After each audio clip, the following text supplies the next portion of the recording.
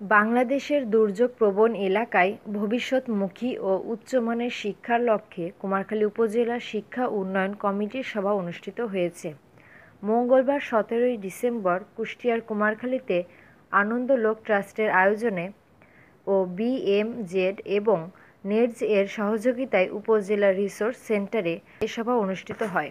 এ সময় মহেন্দ্রপুর মাধ্যমিক বিদ্যালয়ের প্রধান শিক্ষক মোহাম্মদ আব্দুর রহিম খানের সভাপতিত্বে প্রধান অতিথি হিসেবে উপস্থিত ছিলেন কুমারখালী সরকারি কলেজের উপাধ্যক্ষ বিনয় কুমার সরকার। স্বাগত বক্তব্য রাখেন আনন্দলোক ট্রাস্টের জেলা সমন্বয়কারী মোহাম্মদ হিজরত আলী খান। বিশেষ অতিথি হিসেবে উপস্থিত ছিলেন খোরশেদপুর সরকারি প্রাথমিক বিদ্যালয়ের প্রধান শিক্ষক মোহাম্মদ জাকির হোসেন।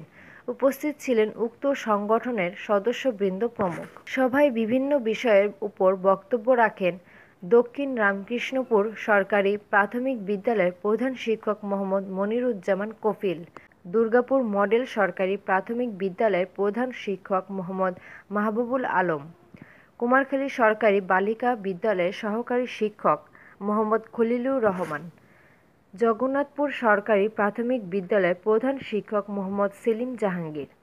সঞ্চালনায় ছিলেন আনন্দলোক ট্রাস্টের শিক্ষা সুপারভাইজার সুদীপ সরকার।